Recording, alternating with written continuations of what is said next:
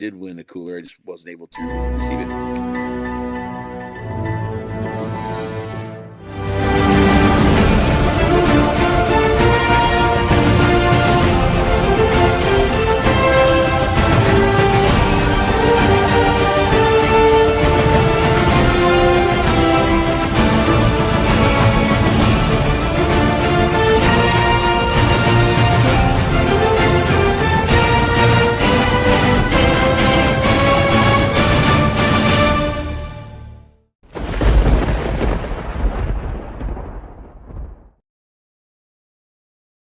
Well, hello, my friends, and welcome back to the Lost Art Project, Veterans Voices. My name is Victor Ney, and you will notice that it's not Andrew. Andrew's got the night off, so we're here anyways. I will be your host for this evening. Today's episode, Andrew is unable to join us, like I just said. So on tonight's episode, we have a fireside chat with the crew. If you enjoy the show, then be sure to go to the website. That's the lostart.podbean.com. Go there, check us out, see what we're all about. And as a reminder, we are now a nonprofit 105 or 501c3. A big shout out to the Till Valhalla Project out there doing amazing things. If you know about them, or even if you don't, go check them out and see what they got. There's all kinds of stuff to support that organization. Any support you give them would be appreciated. You can find them at tillvalhallaproject.com. That's tillvalhallaproject.com. And also another way to connect is the Marine Corps League.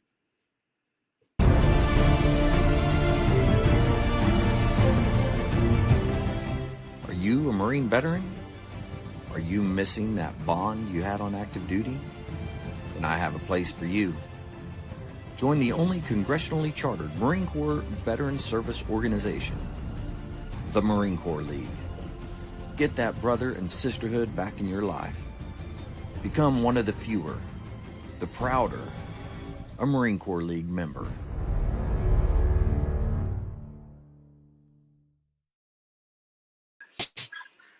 All right, so we have the crew, and I guess we'll go around the horn.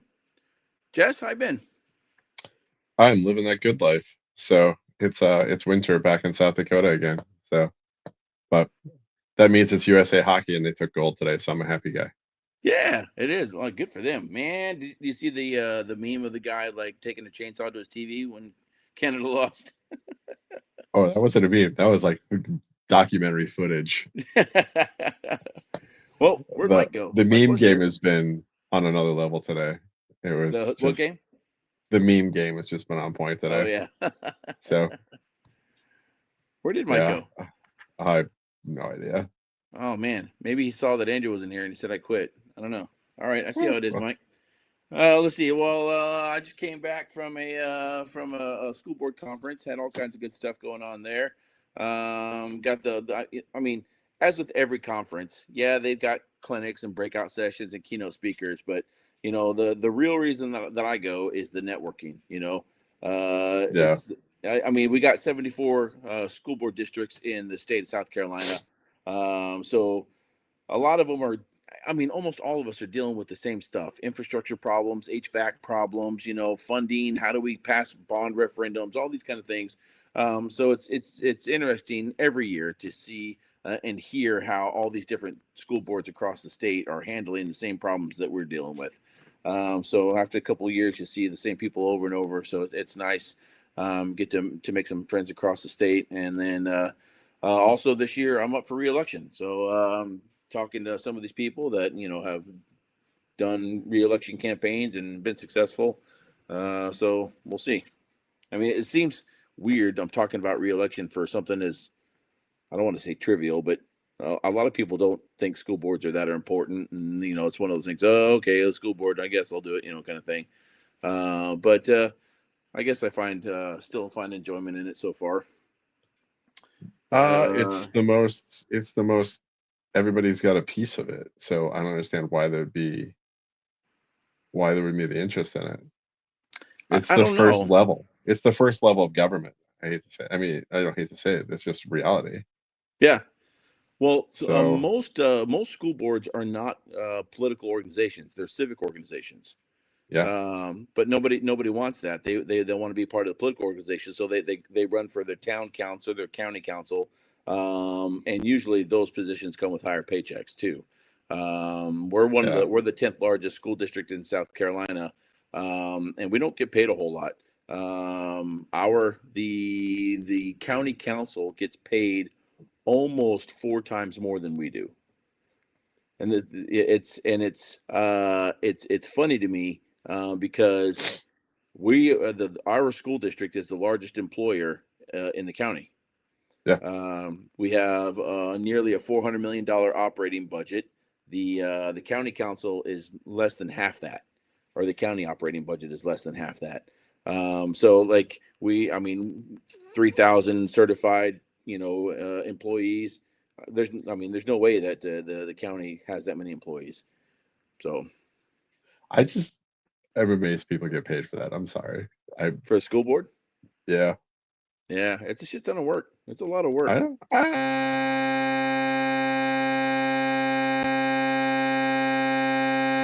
the?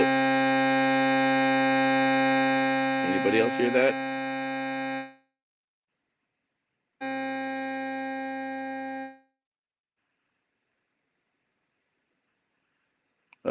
I guess, Jess, that's you.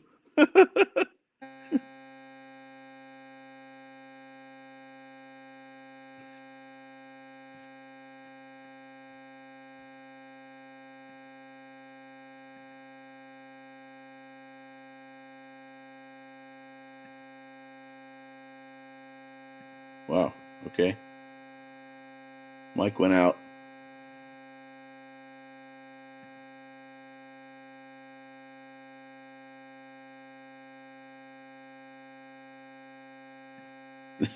That's annoying.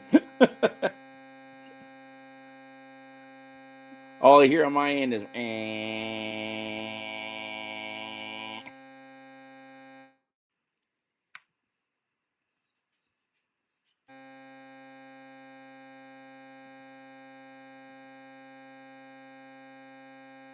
man.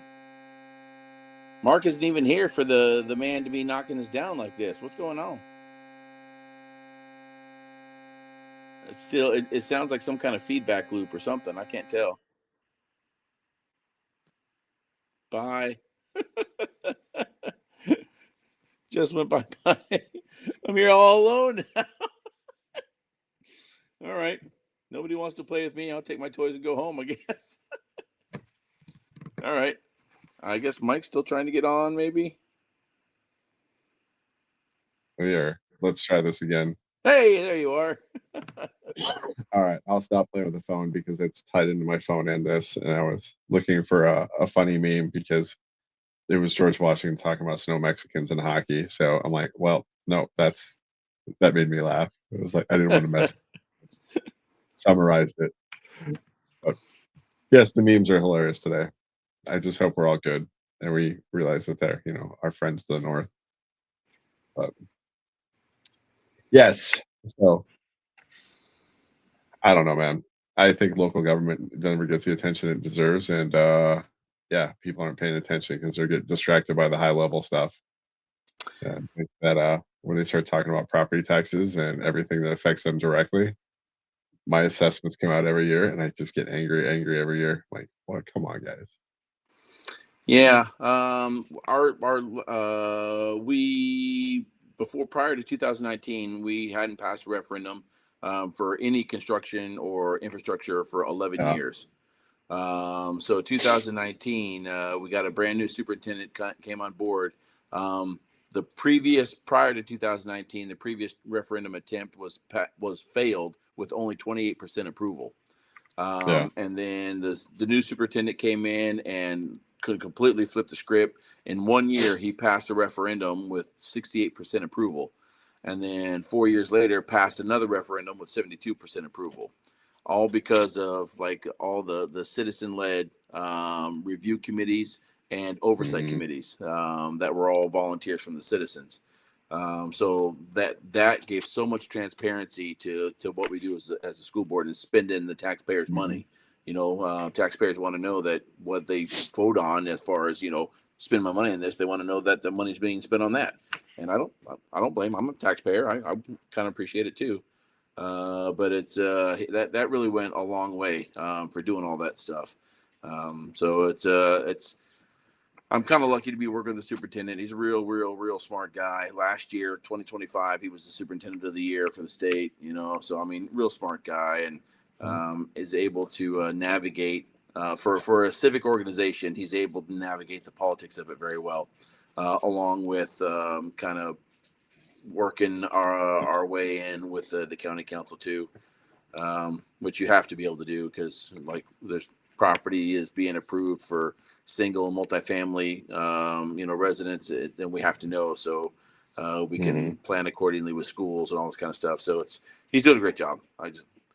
But we'll see. I live next to the largest retirement community in the area in the region. So there's always 3 or 4. Like you said, it like school board is entry level. So out of that retirement community, there's always 3 or 4 people trying to run for county council or school board or something. So I really think that to be on the school board, you should have kids in the school. That's just me.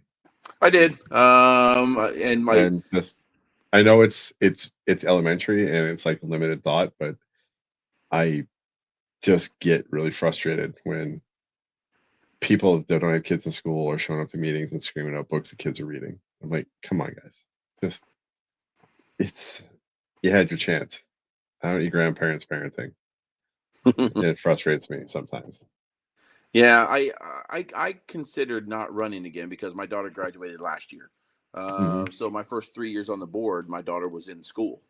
But now she's a freshman in college, and I'm coming up on re-election this year. I considered not running for that reason, but then the more and more I dwelt on it, it took me a solid 3 years just to catch up on everything. Yep. And all the training and that I went to every year, and then becoming the chair for the operations committee, and all the training and all the backstories that you have to learn to why we started this project this way, and how we got the funding for that this way, and we can do this way, but we can't do it the same way on this project, and this is the reason where why. The bodies are. Yeah, literally, and it's taken me several years, well, 3 years, I say, or more, to figure all that out, and I don't quite feel like I'm drinking out of a fire hose anymore, but I still feel like I'm running to catch up to a moving train sometimes, while people are throwing things at me. I think that's by design, though. I mean, it's supposed to be complicated enough that it's frustrating because the average layperson can't just walk in and pick it up.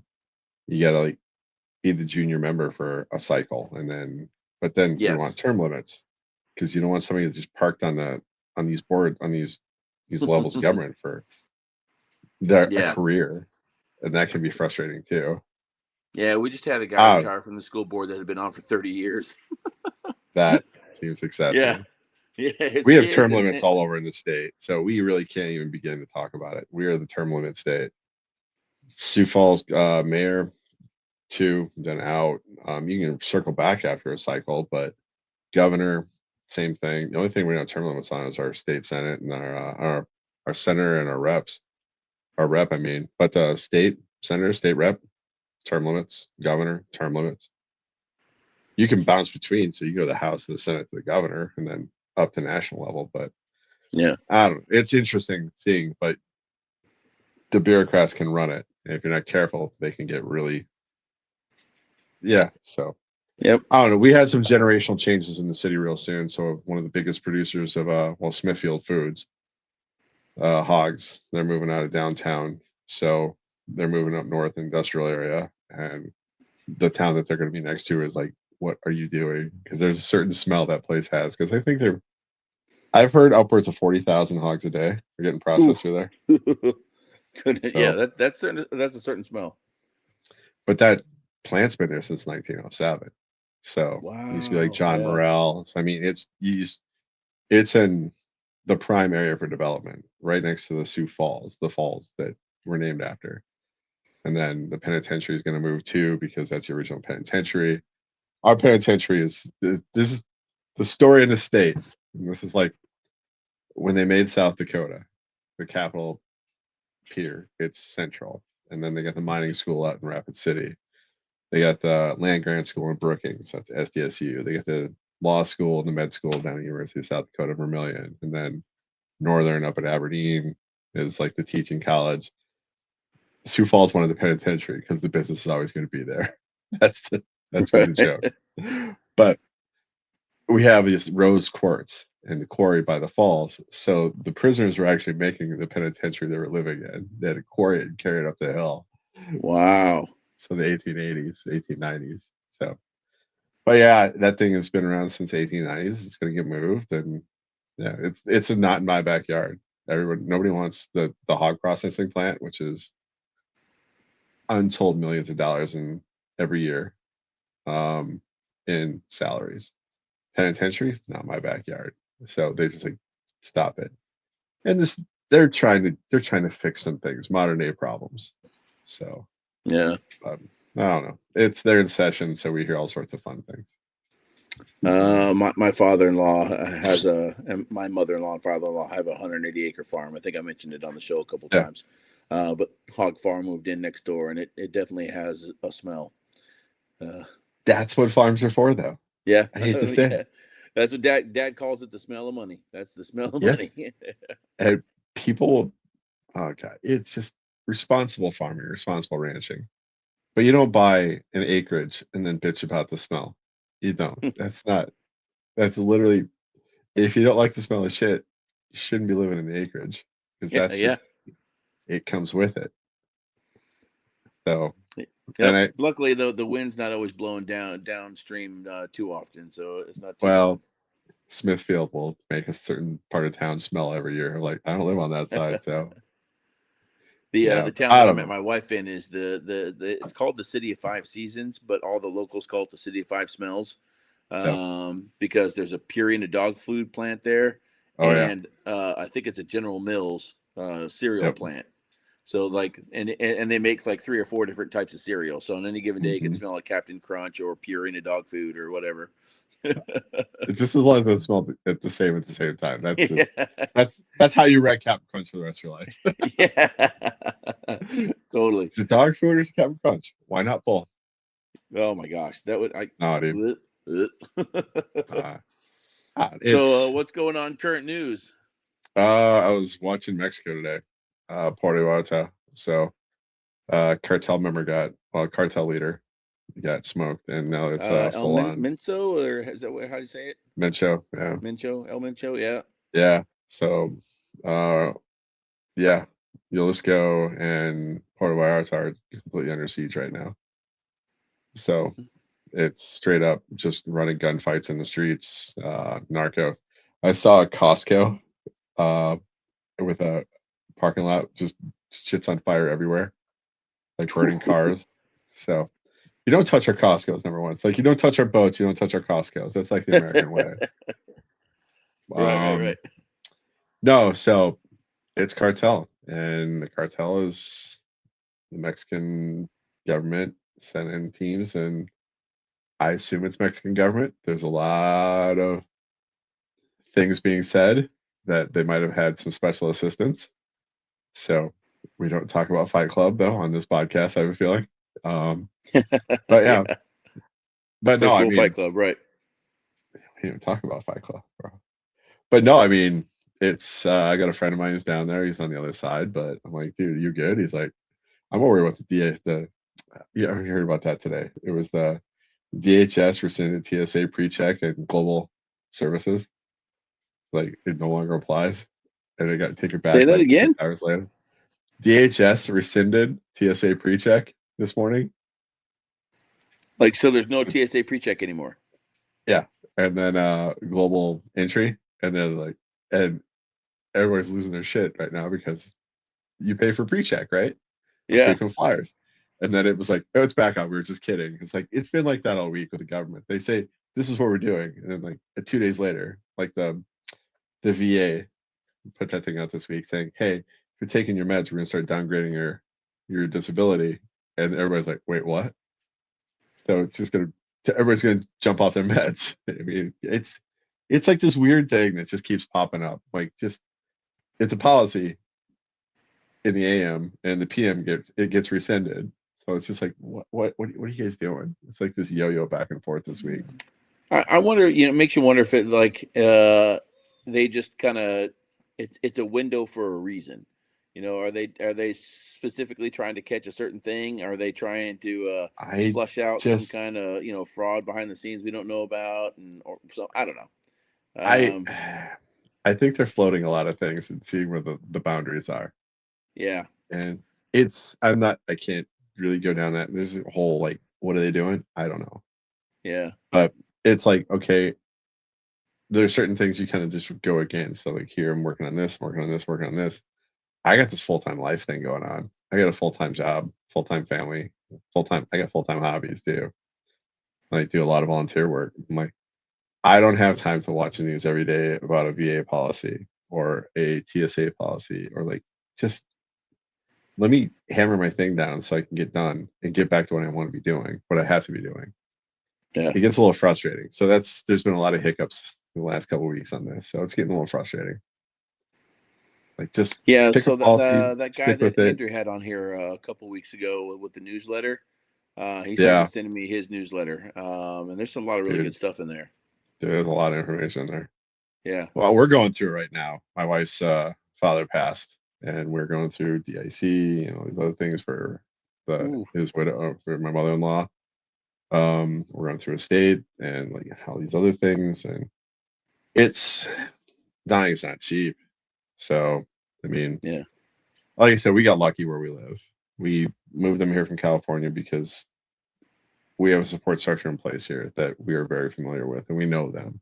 I work with a lot of them. So it's hitting the easy button really fast. But if we had tried to do this in California, that would have been rough.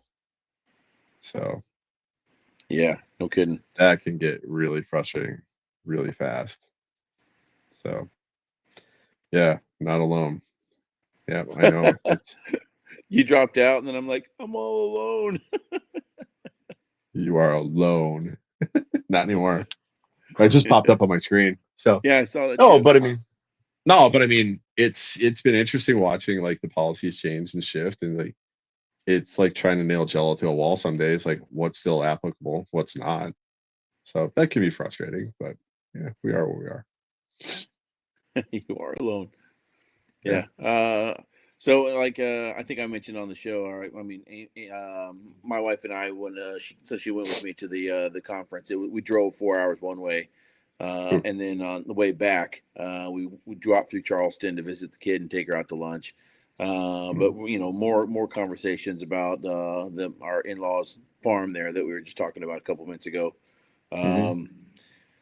I think we're gonna try. I'm gonna maybe we see if we can set up like some kind of FaceTime call with like an estate lawyer or something like that, with You all of have us to. sitting around the kitchen table and see if we can hammer this stuff out. Um, mom and dad are convinced that just putting our name, on the accounts and all that kind of stuff is going to shield the farm from any type of death gratuity tax. And I'm not sure that it's going to, and I'm freaking out about it because the last thing I want to do is let this farm that's been in the family for 100 years get broken up so we can afford the death gratuity tax Yep. on the farm that we're trying to keep. So it's There was a that. whole show about that. They call it Yellowstone. That's the entire last season of Yellowstone. Maybe I'll The watch the taxes show. alone are going to crush it. I mean, that's every farm and ranch up here is going Yeah, through that. Is you can't afford to die. yeah. And Oh my gosh. Speaking of, did you hear all the stuff that's going on in Virginia? Woo. what now? The new governor, and now they have the state house and senate are all Democrats, and the governor's Democrat. They're passing all kinds of wicked taxes, or they are proposing. They haven't passed yet. They are proposing. There's like, and I'm not even kidding, a dog walking tax. There's a tax on electric lawn care. So like the whole you got to go green, you got to go green. But if you buy an electric weed eater, that's going to get taxed. There's delivery taxes. So if you get anything delivered from Amazon or Grubhub or whatever Uber Eats, that's going to get taxed. This it's just ridiculous. They're proposing to tax. If it moves or casts a shadow, It's like they're going to tax it. I'm like, Mhm. wow. It to me, it seems like it's getting ridiculously out of hand out there. I hope their citizens speak out, because I mean it's a bunch of stuff. Well, See if I can and this is find it what's real coming quick. back on our side, and this is something that I'm not trying to go down a rabbit hole on this, but there's a lot of incentives to move businesses in, and they don't pay taxes. Those taxes are going to get leveled against somebody, and it's going to be the citizen. So Yep. we're open for business, but we're also going to end up taxing the hell out of them. So I think there's a balance, and we just lost it somewhere. It's in the wash. But they also got to ask what their operating budget should look like. So Let's see. Are there anything?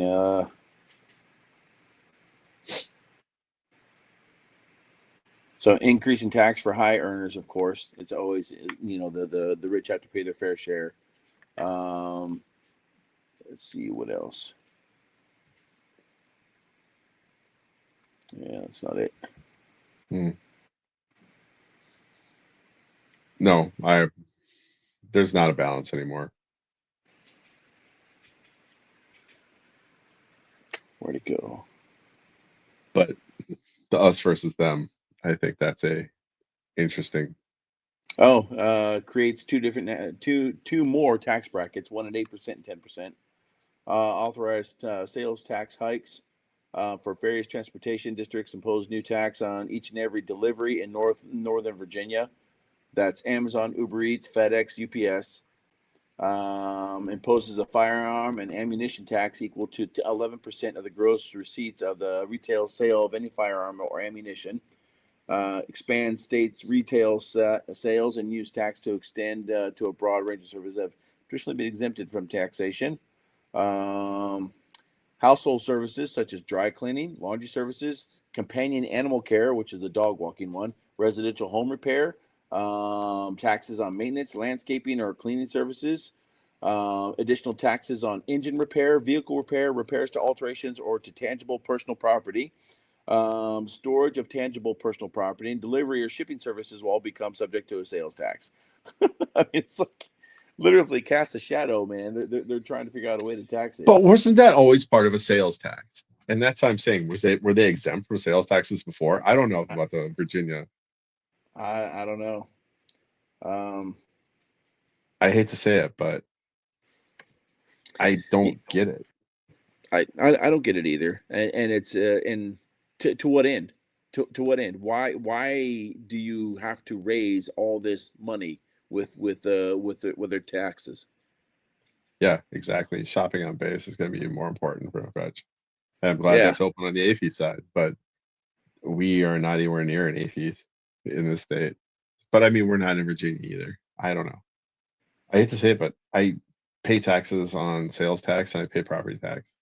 We don't have an income tax here. They're going to make, I don't want to be driving through 2 feet of snow. I don't want shit coming up through my basement because we don't have like a sewage plant. And these are all things we had to like make a decision on and we bonded out. But my kid was going to school and there was a potential for her going to school, like high school in the hallways, because the last guy built an aquarium, like an aqua swim, I don't know what they call it, indoors. And that was like, we need a high school, dude. We got kids in the hallways going to class. Like, can you just build schools? Do your fucking job, yeah. bro. But I mean, I have an aquatic center. Cool. I don't know what to tell you. Just do the job. And that becomes like a real thing, though. It's like, I'll pay tax. I get no problem paying taxes for that. I don't. That's literally what taxes are for. Streets, roads, schools, sewage. I don't I don't have a septic tank. I'm not putting one in my backyard. I pay not to have that in town, a septic tank. I don't I don't want Yeah, to deal but with it. at what point does it become? I mean, like, how many times are you going to tax the dollar that you make? I mean, I like it. I mean, so you got okay, yeah, you got your federal income tax and you have your state income tax, so that's your only income tax. But then mhm. municipalities can tax, like I just mentioned, everything that casts a shadow. So like Yeah. at what point do you say, okay, this is enough? I mean, yes, okay, you want your streets, either snow scraped, or you want your trash picked up, you want your sewer line. I Well, get all that. Yeah, I mean, you yeah. want your, your the fire department and your police department, and you want schools, yes, but like taxing the dog walking service, taxing your delivery fees. I mean, it's, I don't know. It seems that, and again, to Well, what end? I asked this before. I mean, were they not paying taxes? Yeah, I mean, were they sheltered cutaways? I don't know. I don't know. I don't know enough about it to like speak to it intelligently on the Virginia side. I don't know if they're going through like yeah, some debt crisis, but I know that yeah, maybe there are they are. certain things I just don't worry about because I pay Yeah, taxes for reasons. It sucks. I do that. I mean, I refied my house to get a better deal and I almost caught back up to where I was because it's appreciated. I don't like to be assessed for a value of a house that I'm living in to something I'm not currently living in. I don't want to get priced out of my house because sometimes it feels like I'm going that way. I mean, if I bought a house at like round about 250 and now I'm getting assessed at 450, I'm still living in the same house. I'm not adding value to it. Assess me for the house I'm living in. Calm down. If I buy a new house and move into it and it's assessed for 450, then I'll pay for this. I'll pay for the property tax at 450. But this is kind of getting excessive, and it feels like they're trying to squeeze us out of our own house, and that's where a lot of the property tax in the state of South Dakota is coming from. Like, yeah, but and like, yeah. I mean, you touch on that. It's like, um, the capital gains tax that keeps everybody keeps talking about, but the unrealized capital unrealized gains tax as is like that's. I mean, that's ridiculous to me. uh, That's now, imaginary money. How can you be taxed on imaginary money? It's not realized well, until you sell the asset. So that like is a special class, and I'm not seeing that because unrealized capital gains, when there are folks that literally get paid in stocks, that would be a category that I would say they should get taxed for unrealized capital gains because they're getting their salary is not in cash. It's not in money. They're getting paid in company stock. And I think that's where they're coming as after in a for that salary reason. or as in a bonus? Bonuses and salaries. How can somebody as a salary get paid in stocks? Oh yes. This is a thing. Huh. I will take this as a salary, but I would also like company stock and I'd like it at this rate. So Yeah, that's I an mean, I know unrealized. a lot of So that's a corporate CEOs sheltered. like, Yes, and there are certain there's certain aspects of companies that are doing that. And this yeah, is but a I way mean to get usually like paid the but not CEO get will paid. say, okay, here's my baseline pay, but you are also Yeah. going to contribute X amount percentage to my IRA, which could include stocks. No, company stocks. They're getting paid in their own company stocks. Yeah, that's what I'm saying. But like But the IRA is like a it's a way of sheltering a salary without getting money. And I'm yeah like, that's shifty as hell. Just pay money. If I get a bonus, I pay a 40% bonus fee, bonus tax. So if it's forty considered a percent. bonus, you ever got a bonus? Other than the Marine Corps, no. Yeah. If you get a bonus on this side of life, it gets taxed at 40%. So almost So, half. So I get wow. So they take so $40 out of every $100. yes. Yeah, that's crazy. If I get a $2,000 bonus and I'm using $2,000 or $1,000 bonus, 400 is coming back for taxes off that bonus. Wow, So that's if I get ridiculous. a now you get a $10,000 bonus, 4,000 is going back for taxes every year. And there's a couple times on the corporate side where I got a $10,000 bonus, but I'm like, it's not $10,000. So don't even believe that. Like you did a hell of a job this year. I'd rather have time. I'd rather have a bonus. I'd rather have my base salary get bumped than a bonus. Yeah. That everybody wants that, but it doesn't work that way. Yeah. Yeah, I mean, And the and government side, they're and like, give me a step bonus. I don't want the bonus. Just give me a step raise. Like, nope, we can't do it. yeah, but I mean, it's as far as for the whole finance side of a business, those are Hmm. typically different pots of money I know that. because Yeah, because like a bonus can be out of general operating funds, whereas your pay is out of operations. Yeah. And there's So guys I've known who got their bonuses and like Visa gift cards. I'm like, I'm like, you shifty little shits. Well done. Well played.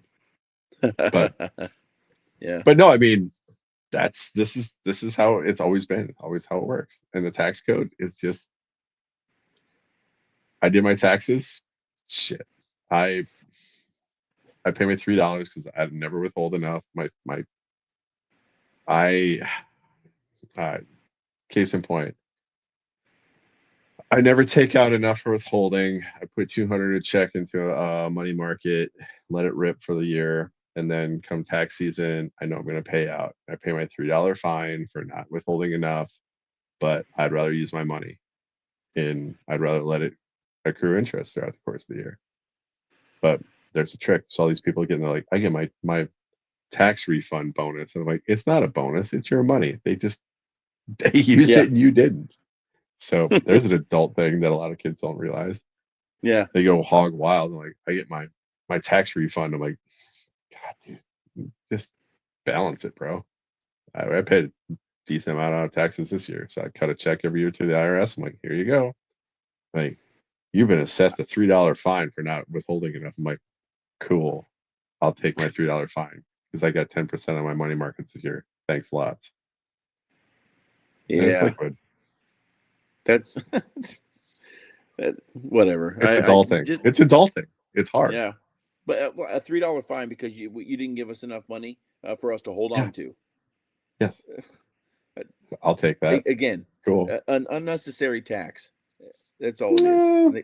They call it a fee. Like, there's also like, would you like to donate a certain amount to reelect the president? Like, no, Yeah. I'm not doing that. What president thought like See, everybody in America will give me $1 to get reelected? Like, pound sand. Your reelection campaign is not my tax burden. yep. Maybe it's just me, but But I think dog walking service. I think kids trying to earn $1 like when I mowed lawns growing up. Yeah. but as with most things, there's a lot of adults doing that as a full-time job, and they're squeezing in on those jobs that used to be kids' jobs, like mowing services and all these other things. And Yep. kids aren't doing those jobs because there's full-time bonded professionals doing it now. And we get a $5,000 dog getting walked by a 10-year-old. Something goes wrong because Well, I there's so mean, much if liability. Everything's a lawsuit in the making these days. yeah, and that's the unfortunate part. I mean, everybody like our Yeah. it seems like our society is so sue happy now. It's ridiculous. Mhm. You know, if you call the the planet round, somebody's going to sue you. Yeah, it's ridiculous. Uh, We have don't a give few of me a those bonus. posters. Just give me a raise my salary. Yeah. Yeah. Um, so I just But no, I was mean, noticing the that's comments. this is a real thing. So, but yeah, you start getting bonuses at the end of the year. That's typically 30 or 40%, 40% on the high side. Hmm, And that is not interesting. negotiable. Like, can I have a bonus? And can I get a bump in my step grade or wherever? Or can I get in like gift cards? Like, no, you weirdo. Like, can I get paid Yeah, in like, pork products? I'll take that. I'm good. I know I'll use it. and put that stuff in the But freezer. yeah, that's why I have freezers. But Yep. no, I but I mean it. mean, this is the real problems we run into in America right now because it's so convoluted and we have to pay for things. What are we paying for? It's a line item on a budget. Are we seeing the budgets? But everything is so emotional when it comes to services these days. Like, well, why do you hate kids? I'm like, I don't hate kids. I just think that they don't need like a swimming pool in a high school right now. Calm down. Yeah, and all that, all that. What's your take on a flat income tax? I mean, I think it will work for people who aren't smart enough to game the system. And it all comes back down to corporations being taxed at like 1%. If I can, and this is something that's really sensitive because farmers, ranchers, corporations, all that don't get taxed the same way. And it feels like we're carrying the tax burden for like Walmart on the public dime because they're not giving them a livable wage, and we end up paying their health care, their SNAP benefits, all that because Well, that is they're not getting. always going to be the case for anything retail or service oriented company, Yes, because but they get. corporations and businesses like that, the retail corporations, they don't pay taxes. They pass on the cost of the tax to the consumer. But we're giving them millions and billions of dollars in tax incentives to move to our towns, and then basically Yeah, we have to pay for that service to be there. yeah, but yeah, but I'm not smart enough to run the numbers, but I just thought it would be like, if everybody, whether you made $100 a year or Mm-hmm. $100 million a year, you pay a flat 10%. Mm-hmm. Just I get pay it. it. Yeah, just pay 10% or 8% or whatever, 7.3% or whatever that magic number is, and then again, I don't again corporations don't pay taxes, they just pass it on. But I mean, charge the corporations the same Mm-hmm. flat tax, and then everybody pays the same thing. I And just Then you don't get all these little loopholes and all these like the from year to year, like you have to pay somebody to do your taxes because nobody understands the change in tax laws from year to year, and no, it's ridiculous. but Yeah. everything's so tangled up these days. It's a global marketplace. The world is flat. I mean, there's a really good book by Friedman a few years back. The world is flat. And it talks about the supply chains. Like, where's a car made these days? Uh, it's made in Everywhere. Japan, assembled in Tennessee, and Yeah. sold in South Dakota, with like parts of it made in Mexico. Like Ford. I mean, where are they making stuff? Detroit? Maybe. A lot of it's made in Mexico. NAFTA in the 90s, that was it just opened borders. So detangling these days, good luck. How much Yeah. you are willing to break for how long before? I mean, I don't know. I'm saying that we built a world that we're dependent upon each other, and then we pretend like we're not dependent upon each other. That's like we're strong, independent grown-ups, and I'm like, yeah, except 90% of your house is made from someplace else. Yep. And And a lot of I, it's China and I mean, Japan. a couple of years ago, I was looking at putting some like, oh, you're gonna love this shit. I can't put a fence in my backyard because I've got an easement, and I got a 15-foot easement on the other side because I got the city's gas main running there, and they can just rip that fence out whenever they non-permanent structure. I was thinking to myself, I bet I could put up some HESCO barriers, fill them with dirt, and put raised gardens in there. And I was thinking to myself, I bet I could save a ton of money on gardening. And they started doing like the math of like moving the dirt, the HESCO barriers themselves. Remember the HESCO barriers from like, Oh yeah. yeah, I'm just gonna fill them with black dirt and put them in like raised beds. It keeps the rabbits out and shit like that. Put tomatoes in there and some onions and some corn and shit like that. I'm like, I'm gonna save a ton of money on groceries. Like, no, you're an idiot. That's all you're doing. You're just doing more work and you're paying more for it.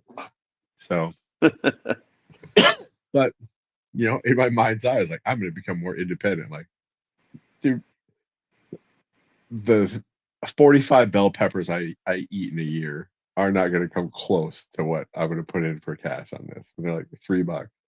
Tesco Bear is like $150. I mean, you might make your money back in 75 years or so. There it is. By that time, it just rusted. It's like, I'm going to put a fence up, put Hesco barriers in the back. I'll be like so independent. Nobody's going to be able to, like, plus I wouldn't have to like mow as much, right? No, I'm just dumb. Like, I was like a cool little pipe dream. It was a thought exercise at best. It was not going to change anything.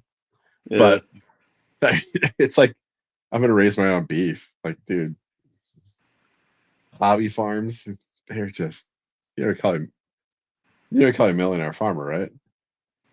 Say again. You call a millionaire farmer, right? Lucky? I don't know. Someone started with 2 million. Oh, yeah, yeah. That's kind of how that works. Just operating costs alone. I mean, I don't know, dude. Our own independence it costs money. And I think that's where the balance comes from. So there's a lot of stuff that we're paying money for that is just designed to cost money. Yeah, We're, you we're like you look at the Department of Defense. They haven't passed an audit since an audit has been required. Since was it 2018 is when the oh, Department of Defense was supposed to be required to pass an audit, and they haven't passed one okay. yet. But each unit within the Department of Defense, you better be able to account for every penny. Hmm. So like, okay, where's all the money that they don't know where it's going? So it's like it's at some point, yeah, like to me, if there's all these tax laws that nobody knows about, they're taxing everything that casts a shadow. Where is all this money going that we don't know about? It's frustrating to me because okay, we're paying billion, of the 170 or something ish countries in the world, we pay 130 of them so we can park boats on their shores, so we can continue to trade with them. And to some extent, okay, sure, maybe some of that money is necessary as far as continuing trade agreements and all that kind of stuff. But is all of it? And how do you dig down into some of this stuff and find out if like, okay, are we paying Nigeria like 100, who's landlocked, are we paying them to dock our boats, and I It's don't know. we want global access, but we don't want to pay for it. I think that's another thing that we're also really having a hard time coming to grips with. And I mean, China wants global access, and they're paying for it. They're making deals with these countries. We'll come in and we'll, give us access to your mines, and we'll lay down all these roads and all these train tracks, and we'll do all this stuff for you. And then if you can't pay it back, I mean, then you'll owe us more later. But we'll provide all this infrastructure for you. that is payday lending at its best. They have taken something that we were really good at next to a base. China, if you ever read into the Belt and Road Initiative, The what? the Belt and Road Initiative, that's Okay. basically the Chinese plan to like go into Africa, and it's called the Belt and Road Initiative. And they give deals to third world countries to help build infrastructure, do all this stuff, but it's got to be made by Chinese. So there's Chinese folks around the world. I've run into them a few sites, and I'm like, "What are you guys doing here?" It's like, "Oh, we're building this." I'm like, "Okay, cool." They're Chicoms running around the world, building roads, building infrastructure, building dams, building whatever, railroads. So they're lending a ton of money, having it built by the Chinese, and then if they fail, they default on those loans, then they own the country pretty much. So it's payday lending on a global scale. Yeah. That's if you want to get down to it and just put a 1-to-1, like that's what it is. So that's how do you combat that? Oh, well, we give money to State Department USAID to go make deals and build roads and do Yeah. things. That. But is all the money being spent wisely? No. All the money I have is not being spent wisely. I mean, look around me. I just buy shit because I like it sometimes. Why do I want it? Because I like it. That's why. Pretty much Stupid. why I have a motorcycle. Yeah. It's why we buy stupid shit. Now, if you think the government's wiser than we are, oh, it's made up by Nope. people. It's fallible. And there's some Yeah. really horrible ideas that get floated through. Like, well, we have to spend it or we're going to lose it. Like that. That's what needs to stop right now. All right, Yeah. program managers, and there is a real thing that your success as an individual program manager or project manager is tied to the money you spend. The bigger your budget, the better you're doing. And I'm like, please stop. That needs to get twisted back to reality. So What do you you mean? How so? they're incentivized to spend money and to do bigger projects. Their success as an employee is tied to how much their budget is every year. So are you saying they're putting the cart before the horse by estimating projects to be larger than what they are so they can spend more money? Mm-hmm. Okay. All right. I get that. And Yeah. you look at Yeah. resumes. You look at resumes. There's a lot of resumes out there. It's like I was responsible for a $1.5 million budget every year. What do they do with it? There's no quantitative or qualitative analysis tied to it. It's just here's this number that I did. I must be important now, right? Yeah. Well, hate to say it, there's a lot of that going around. Yeah. That's every so like that's like sergeant major slating. Mm-hmm. Like once you make it to sergeant major, you can be a battalion sergeant major, you can be a regiment division sergeant major, you can be but I mean all those levels require a sergeant's major. But like it's like no, I've done this. I've been in charge of this many, whatever. So it's like how do you decide whether or not a sergeant major is qualified to be a colonel sergeant major or a 3-star sergeant major? Oh, worth a shit? I Yeah. don't know. Yeah. Yeah. Or I that. There's just a lot of folks that they got promoted above their abilities, Yeah. and that's everywhere. So I Also, had a friend that got out as a he was a staff sergeant, then he jumped ship to the officer ranks, mm, and then finally retired as a captain. And I saw him at a trade show because after he retired, he bought his own music store business and then started making mhm. his own line of instruments, which were actually made in China. But uh, but Slapped his name on it though. yep, yes he did. Yep. And OEM but parts. I saw him at a trade show at a conference, a music conference, Hmm. and I'm like, hey, that's you, and what are you doing here? And so we went and had drinks that night, and we're shooting the shit and remembering and going down memory lane, that kind of stuff. And we were talking about some sergeant major, and he goes, you know what sergeants major are? And I went, what's that? And he goes, union reps. That's all they are, is Yeah. union reps. And I'm like, huh. He goes, think about it. I'm like, yeah, I am, and I think you're right. He goes, what does the sergeant major do? All they are union reps. I'm like, huh, all right. Okay, I maybe. I come from a different world, so I well, guess. I no, I there's an old saying, it's an old joke, but was it bombs and rifles for men, diamonds and stars are for women? And that's where it was like the old Master Guns joke. Every time that some sergeant major cock off, the Master Guns was just like come back like that fast. Like Yeah. there it is. But Yep. no, I no, I had a question, and I was hoping there was more of us here, but this will work. And I was thinking about this the other day. Like, when did it actually feel like you were a Marine? Well, like finally hit you. When did it feel like I was a Marine? Yeah, Sergeant. Like really. when I got to sergeant. I think that was Okay. it for me. You're like, yep. I now it's like the day you earned it. It feels like you earned it. Yeah. Yeah.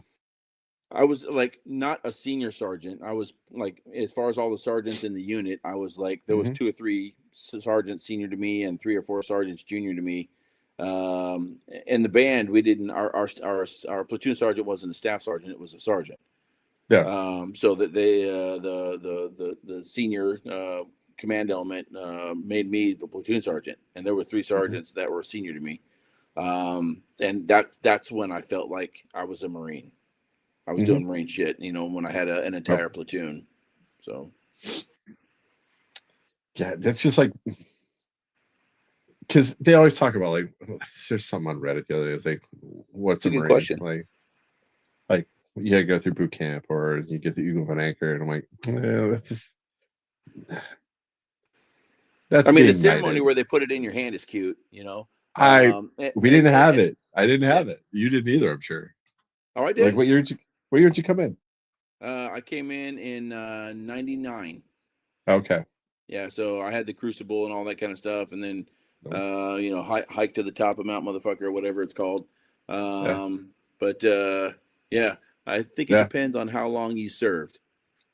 Yeah, No, it's like the first time you felt like I'm a Marine today. I like yeah. I'm yeah. We didn't have Crucible. and we didn't have the Eagle and Anchor ceremony. We did we graduated, and it's like, you're Marines. I'm like, that's cool, but I'm not yet. I'm basically trained, I guess. But yeah, I was thinking about that the other day. I was like, okay, there's more to this. There's a lot of layers to it. Like the first time I called fire and unassisted, I drew the plan up. I mean, I built a fire plan sketch for it. I deconflicted the airspace, deconflicted the movement on it. I'm like, I'm dropping 81 high explosives on something like on the net. Didn't need somebody like checking my work. I'm like, yeah. That's when I felt like, okay, now I'm doing Marine shit. Is that like corporal or sergeant or what? As Lance. Lance corporal, yeah. Hell yeah. We got away with a lot at 29 Palms, man. There was not a lot of adult supervision out there for us at the time. It was kind of it was Lord of the Flies out there in the 90s, man. There was a lot of weird shit going on. I picked up my first crew at 19 though. And I was just all over the place. But it was like the technical competency to do the job that was when it was like, okay, I'm doing this thing now. Yeah. I mean, you'll still get rocked on your ass, but it's like, oh, I'm a Marine. Now like, okay. I mean, it was one of those things. It was one of those questions like, there's a lot more to this than that textbook answer, we're all supposed to give. But yeah. There was a period in boot camp, when you do the pugil sticks. I almost knocked a dude out. That felt really close to being a Marine. But like when we got our Eagle Globe and Anchor, everybody says the drill instructors hate them. Our drill instructors actually hated us. They absolutely hated us. They threw down all their campaign covers in the squad bay and made us march over them. They threw down the guidon. Yeah, they totally did. Took off the duty belts and made us walk on them. Threw down the guidon in the middle of the quarter deck, made us walk and stomp all over it. I mean, and then like we came up to the Crucible. We finally get to the top of the hill there, and they're passing it out. And I'm not kidding. Every one of the drill instructors in every squad was going down the line going, you don't deserve this. You're a piece of shit. You fucking gave up on this. Okay, great. Good job. I have to give it to you. Go on to the next one. You don't deserve this one either. Good job. I have to give this to you. Blah, blah, And then the drill instructor looks at me and he goes, hey, congratulations. You made it. Gave me mine and moved on. But then we go up to like family night and all of our drill instructors like, don't bring your families to us. We do not want to meet your families. We don't want to meet your families. The next morning on the moto run, the entire moto run, covered alignment, I, sir, Ura Marine Corps, kill, covered alignment, I, sir, Ura Marine Corps, kill. That was the entire moto run, They absolutely hated us. And then when dismissed, we've turned around, look for our drill instructors, nowhere to be found. Gone. Already gone. I'm still shooting shit with mine. Yeah. They're still friends. They hated us. We got last place in initial drill, and from that point on, it was fuck you guys, and oh man, yeah, y'all broken souls. Yeah, there's a guy in my platoon boot camp who actually employed one of my drill instructors for a while. He had a construction company, like he's doing a project in Carlisle Barracks in Pennsylvania, and he was he hired our heavy as like the safety inspector. It's like, yeah, come on over, I got a job for you. Oh, we run into him every once in a while. Online. We got a whole platoon thing on Facebook. We keep up with each other, but I suppose there's like groups that just like it doesn't click. It just doesn't work. I got lucky. Our group clicked. Yeah, but ours it was like not.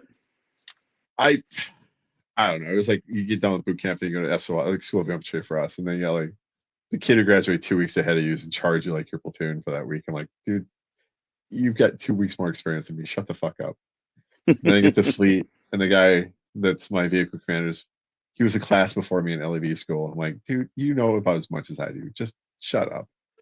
So it was Lord of the Flies for a while, but no, I think I worked the fire sport team for a while, and I called in a couple fire sport missions. Like, all right, yeah, this works.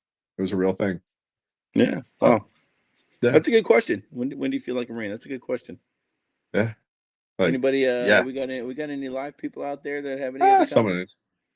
how long you served. Yeah. I hate to say Yeah. it, but yeah, you get gut checked once in a while, especially I lat moved after my first enlistment. When I lat moved, I was like, I am not anywhere near close to being competent what I'm supposed to be doing. And it was like high level stuff. And, yeah. I think it was another check. But that second enlistment, I was like, okay, now I'm gonna get gut checked. And the me will do that right off the bat. And you think you're smart on something, and it's like, no, you're a moron. You're Yeah. lucky to be breathing the same space as a lot of these guys. And the second me, I was like, okay, now I know what I'm doing. But yeah, but like I go from like 7th Marines out in 29 Palms, we're doing like complex breaches on obstacle belts. And now I'm talking about gas on a platform takedowns on the Mew. And I'm like, what the fuck are you guys even saying at me right now? And what's a go plat? It sounds like go bots. It's like, you guys are just making shit up at this point.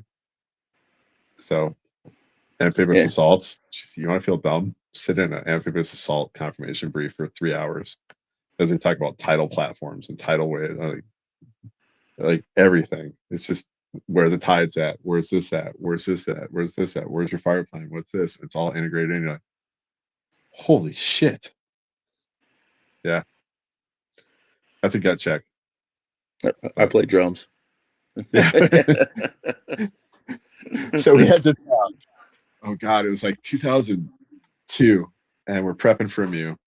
We're in the Bellawood, and there was this kid. He was an ensign, and he just graduated BUD/S, and he has tried on. I don't think he's done an SQT, SEAL qualified training yet, like the school after BUD/S to get the trident. And they had him do a confirmation brief on the least turn nesting area on one of the beaches in San Diego County, like North County. And the guy he was briefing to was like, it was the team OIC, and they had a bullfrog. Are you familiar with the bullfrogs? No.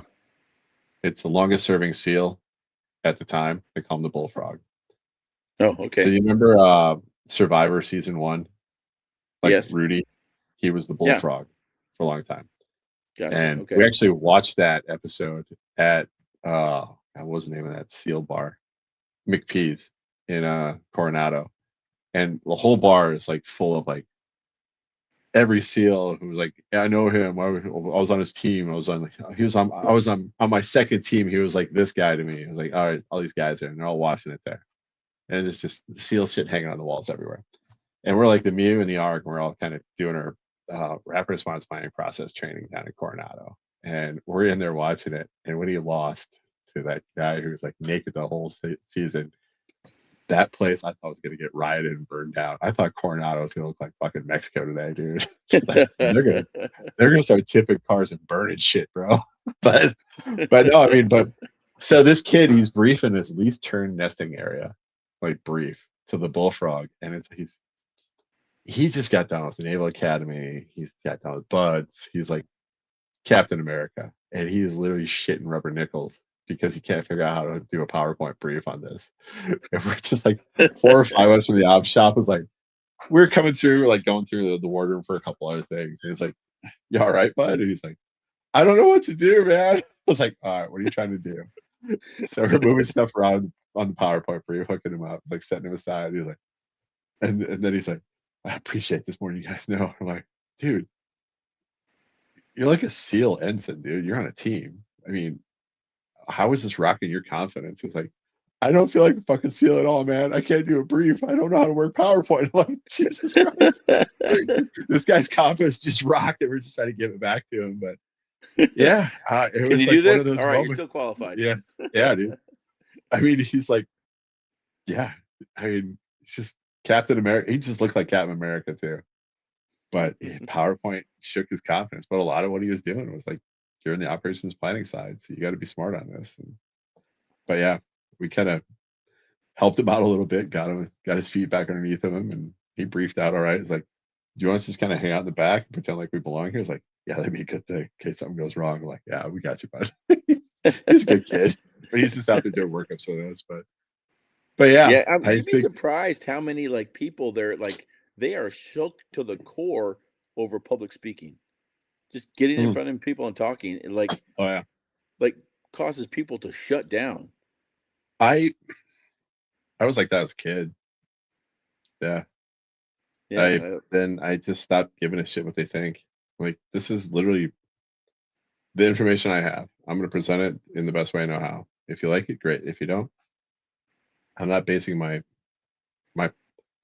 I'm not putting so much personal stock that's gonna rock me. Like, Right. whatever. I mean, maybe it's a musician thing, because I've been a musician since, Yeah, middle you're always school. performing. Yeah, you're always in front of people performing, Hmm. so maybe it's a musician thing, but I've never had a problem with it ever. I mean, when I went through Yeah. recruiting school, half the guys that were there were histed, so they were all shaking in their boots when they realized when because you have to learn 4 different speeches. Hmm. So like when we got to that period, and then all the disinterest tactics, where you're Yep. sitting down kneecap to kneecap with somebody, and it's the recruiting school instructors, so they're going through all the scripts with you, and you're trying to fit, just to sit face to face with somebody is one thing, but then when you have to get up and do all the speeches because you have to pass all 4 of them, Uh, oh my gosh, yeah, it was, like some of these guys just shake. I mean, you can literally beads of sweat running down their face, and I'm like, dude. dude, it's not that big a deal. First of all, we're all in the same boat here. Second of Yeah. all, is it any different than telling a joke in your family at Christmas, or whatever? It's okay, whatever. But it's never. I never got it. I don't have a problem with it, and it just was weird that like people cannot stand up in front of people and talk. Some people can't do PowerPoint, so I guess I I'll think a just lot finish of my. it is like they're assigning their personal value to what other people think. I think that's where they've got bigger issues. And I think Yeah, once I kind of realized, like, I'm not my status as a human is not going to be diminished because of what you think of me. I can't do that anymore. I'm not going to care. I can't. Otherwise, I'm going to like the vapor lock myself. But yeah, I don't know. I gave a brief one time, and is defense of territorial integrity of Kuwait, the Kingdom of Kuwait. There's a fucking phrase I'll never leave my mind. But we were going down to First Mordere from 29 Palms and 7th Marines, and we had our giant 1 of 50 map that covered like the entire conference room table, and we're briefing in front of General Admire, and General Admire was something else. He was a hell of a guy. No, it's General Aggie actually. He was a 2-star, and he was just like, "Well, what do you got for me today, son?" And he was just like the most relaxed guy. In my mind, I'm building him up because I'm just getting ready to brief Iwo Jima, man. I'm not a Marine, dude. I'm a planner. I know what I'm supposed to be doing. Da, da, da, da, da. Right. So, what do you guys think about this? And he just started asking these like most calm, sensible questions. He's like, he already knew what we're gonna do. We gave him the read ahead. It was mostly a formality, and if he had questions, we run him down. But yeah, he was just putting us at ease, and I was like, all right, cool. And then I sat in a couple of meetings where the guys, like all these guys, are respected a lot, and they completely just like flamed out, like watching colonels get ready to go like into like fist fights with each other. Like, they're not bigger, better than us. They just got more schools and they got more experience. So that's whatever. it. That's it. Yeah, there's the trick. That Yep. was it for me. That's when I got out, and obviously I ride a motorcycle, and so Yeah, there was a couple different motorcycle clubs that were courting me, leathernecks, all that kind of stuff, yeah. and I'm like, nope, no, I will never ever ever debase myself to another man ever again, ever, There it is. ever. Yep, And that's how I live my life. I like the president of my school. I'll walk in, I'll poke him in the chest just like I will anybody else. yep. And I will never debase myself to another man I'm ever again. not, I'm like, I was already a recruit once. I'm not going to be dude. another recruit for a Hmm. motorcycle. Fuck that. Screw that. No, sorry. That's kind of where the devil dogs make me weird. I like they start getting weird about that shit, and I'm like, no, I'm not doing this. I'm not boot camping again. I've done it Yeah. once. I'm good. Yeah, and I I mean, I thought, there was probably about a 12-second period. I thought like maybe I'll do, the whole JROTC instructor thing, when I get mm, out, and then I'm like, no, no, nope, dude. because you still gotta, you're beholden to somebody at that point still. Yeah. The whole nope, not doing it. But it's not my thing. I teach different. I don't like raising my voice for anything these days. Like, what are you guys doing? Stop it. All they basically do is turn them mentally. You're just shutting off their brains. Like, let's walk this dog. Let's talk the problem through. A lot of people just want to hear themselves yell too, but that's not my thing.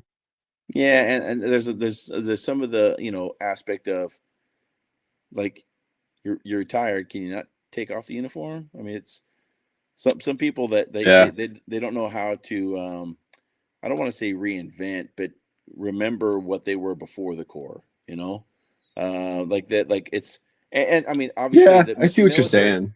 yeah, but like you transform into a Marine and you never unbecome a Marine. Yeah. But like at some point, like it's like we were talking about, people that stay on the school board for 30 years, you know, Yeah. you That's our do your identity. time in the Marine Corps, whether it's 4 years or, 30 years or whatever, but when it's over, you got to pass the torch. Yeah. It's time to pass the torch, you know? Yep. So And that's where it gets like weird for me because they talk about like, hey, they're getting rid of tanks. I'm like, dude, we're alumni. We're not doing this anymore. yeah. Yep. Alumni doesn't get to say you can't. Maybe in the SEC, I can't talk about SEC football, but you can't be starting that quarterback no more. I was like, dude, let the coach. I hate to say it. That's how this shit works now. But Oh my gosh. I don't need to know about the makeup of the amphibious ready group and what amphibious capability is getting cut or like. I just need to make sure that the legacy is still there and we got a place to go at the end of it. So Yeah. that's what we're supposed to be doing in the Marine Corps League. So find a Yeah, home for them. the Let chief of them have some staff good when I was memories. First Marine Division used to call all the First Marine Division Association guys the stakeholders. Yeah. Yeah. Yep. But, For the alumni. well, Active we're sport over annex. an hour now, so I I guess we know. can tie it off and call it a night. Hey, it's good. It's Uh, good. Good visiting, man. No one by fast. yeah, it was. You got any words of wisdom? I do books, bro. Well, let's see it. What you got? I have three, but I'm going to choose one. I brought up three of them. To the Shores of Tripoli, and it is a really good book, The Birth of the U.S. Navy and Marines, and it is probably a little bit older because it's starting to yellow. But this is from. That's a good book. You read it? I haven't read it, but like if it's starting to turn yellow. Oh yeah. God, when it was first published, 1991. But it is about the Barbary Pirates War, and it's about all the ins and outs, and it kind of demystifies the whole the abandoned sword and how Captain Eaton was there and all the problems he ran into in Egypt and the amazingness that was the U.S. Navy and Marines at the beginning and the Barbary Pirates War because we talk about it, we build a legend on it, and it's like some type of like Lord of the Rings shit. I'm like, no, these are real people doing real things, and it did not go smooth, and we necessarily didn't know what was going on all the time. But Yeah. yeah, highly recommend this book. It kind of demystifies and kind of takes a legend away, but makes a different legend at the same time. And Gotcha. yeah, the amount of ground these guys covered was amazing, and the stories of Decatur, and just the amazingness that was the beginning of our Navy and Marines, and saying we're not going to pay bribes anymore. We're going to go kick these guys square in the dick and say we're not paying your shit anymore.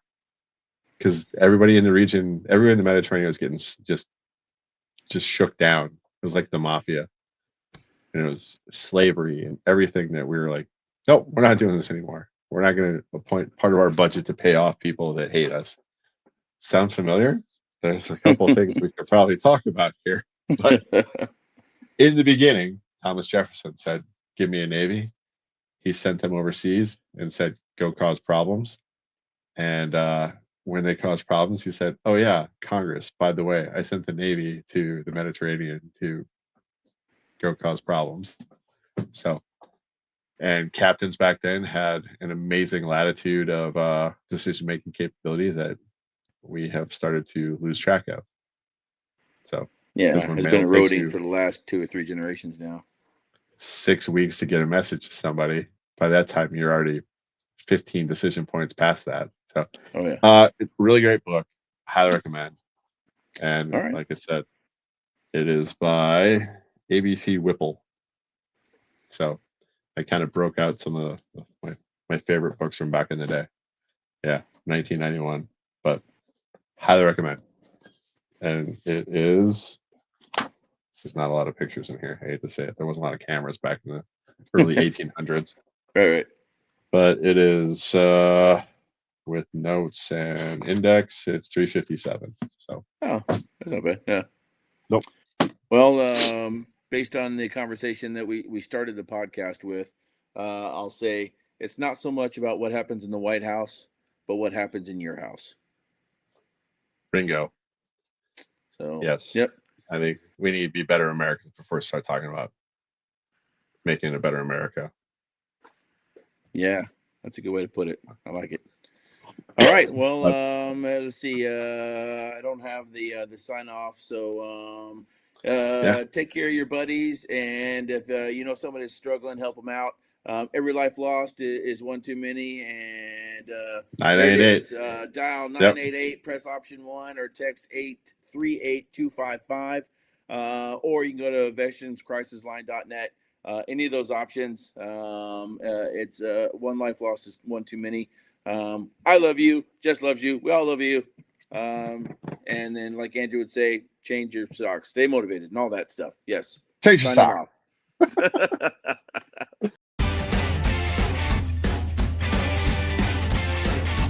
No more 22. On to the journey and finish the fight.